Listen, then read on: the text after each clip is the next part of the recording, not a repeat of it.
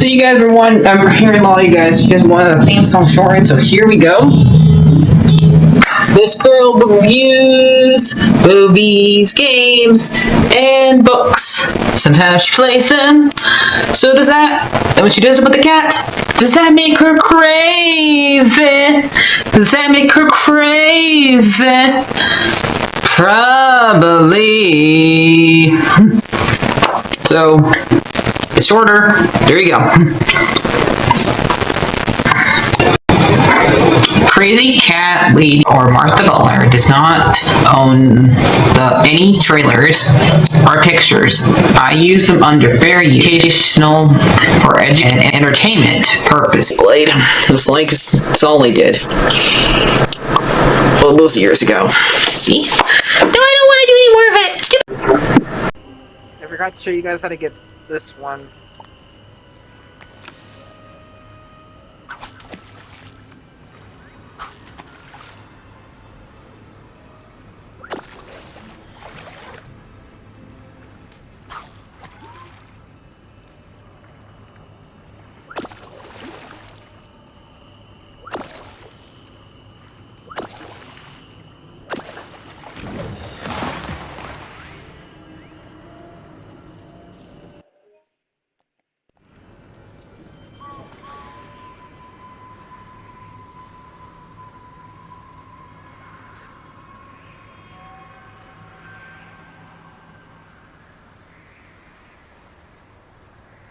Don't worry. I won't let you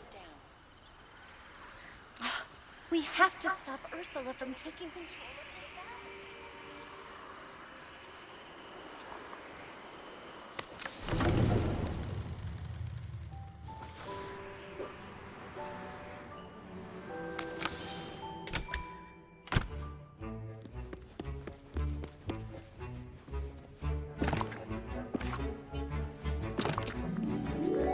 Okay, so that goes here.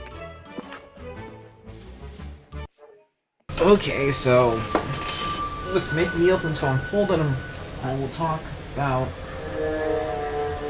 creature commandos. So we got rice pudding. Sounds terrible, but okay. Let's get this. Oats. I'm guessing I'm gonna put rice in there, so let's put rice. Vanilla.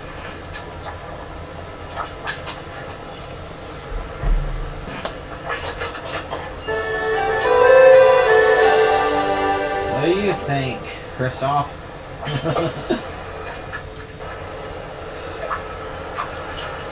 Okay, so I got done watching Creature Commandos episode 4, and how close did you guys get to crying in this episode?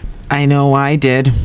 I definitely got close to crying during this episode, because this is the Weasel episode, and we had to find out, did he kill those kids that everybody's accusing him? First, looks like Rick Flag exaggerates, like a lot of people do when they're talking about the past. When somebody retells a story, a lot of times they exaggerate. And there's not 27 kids. Now, I didn't really count. They said there's 8 of them that were there, but it looked like at least around 8. So there is kind of 2 things that's going on here that we need to talk about. 2 different stories. What's going on with Cersei when she gets arrested, and there's also the one with actually technically I guess 3 different stories in this little bit, because since it's just 2 flashbacks that we kind of have with Weasel. So creature, which one should I start with? Let's start with Cersei's story. So Cersei we have a lot of Hocus Pocus reference in this during this, because since both Winifred and Cersei both had the same hair color, and they're both witches, but this Amanda says first degree witch voodoo. So yeah, they do reference, and we do see the guy from the guy with glasses and long hair. Except for this time around, he has a cane, because the alien attack, because he was with Peacemaker when that happened. So it's nice to see him again. But he's the one that keeps on laughing every time that Amanda talks, because Amanda apparently hasn't watched movies, because he gets to say, again, not a character. Like, Amanda, come on. And so he just keep on asking the guy from Peacemaker what powers does Cersei has. Well, she's clairvoyant, which means she's psychic, and she can see future stuff-ish. And sometimes it's real, sometimes it's not, and she can't choose when she sees the future, because Rick Flag wonders why didn't she see the fact that that she got hurt by Weasel and the skeleton. So, because she didn't choose to. And so Amanda goes in there after they talk to, I guess, a doctor that knows a couple of things about her and what clairvoyancy means. And she sees a vision of the world being destroyed by the princess and her soldiers and Grodd. Now, I think Grodd's controlling their minds and making them do this stuff. And we see like a bunch of people dying, and we also see the Justice League. We see Clark dead. We see Diana dead. We see Bruce dead. We see a Robin. We don't know if it's Damian, but we just know it's a Robin. And we also see Peacemaker dead.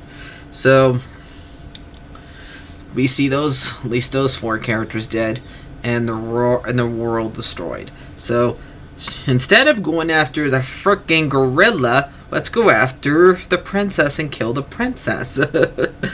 Or find a word. That's what I would say. I would say, okay, why is there a gorilla in this vision? If I was Amanda. But no, says, let's go and kill the princess. And Rick doesn't want to, so he quits.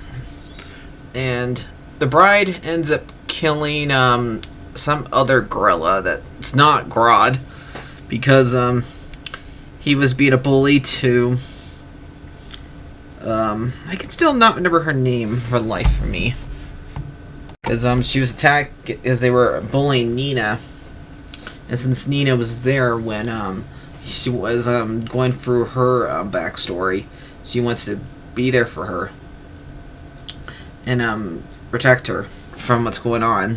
That's basically what happens with that story. So let's do a little bit of, I guess, Rick / Frankenstein.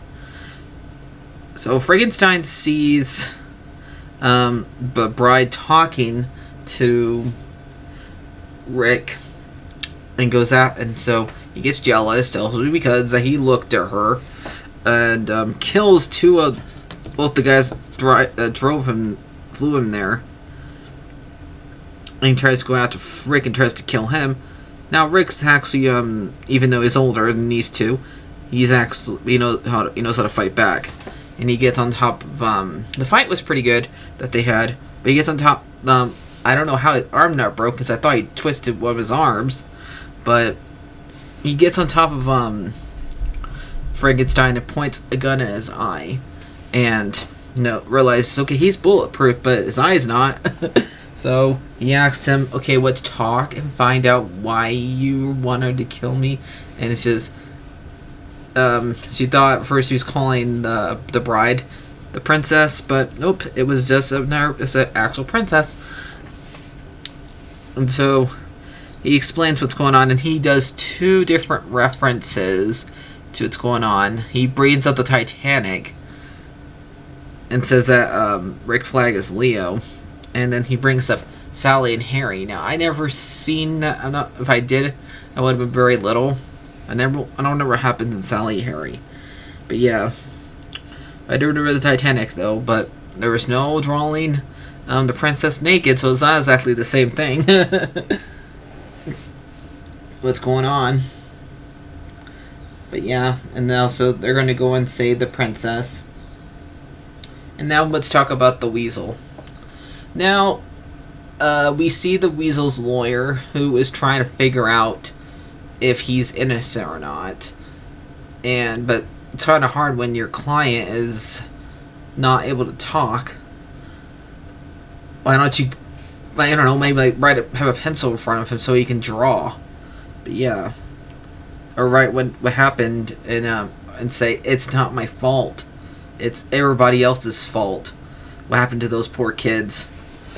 So there's playground at a school where there's no adults. Like, where are these? I know old adults we see later on are idiots, but why aren't these parents with these kids? That's what I want to know.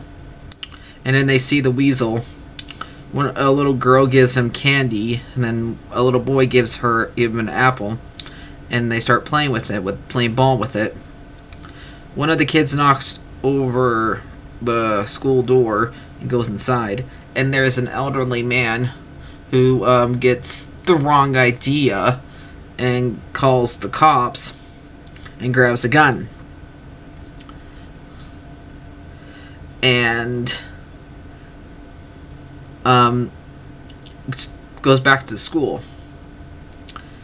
Now, the old man kind of would have the right idea. Yes, you still call the parents of the kids, but do not go in there guns blazing, ask the kids what's going on. Then if there is still a problem, like if one of them actually if Weasel actually bites one of them, then go in there guns blazing.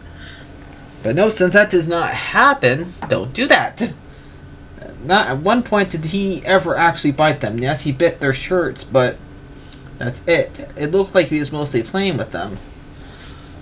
But the kids were still being bad kids because they go inside the building and they also go down the basement where there's a boiler.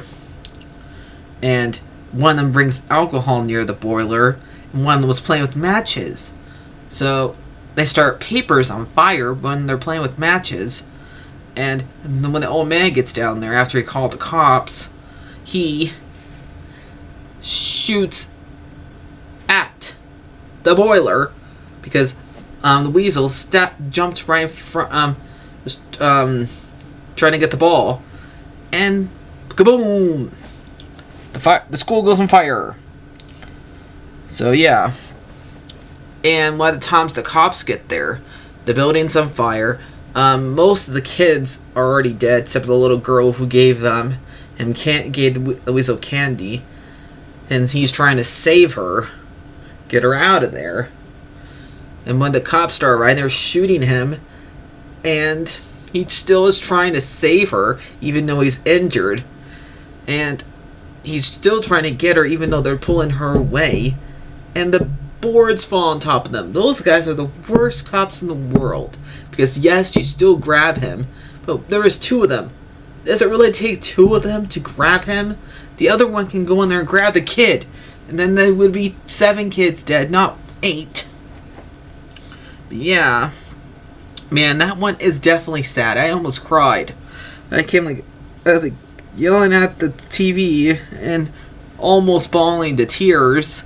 Because how sad that was. That poor little girl and the other 7 kids. So yeah, it's definitely not his fault.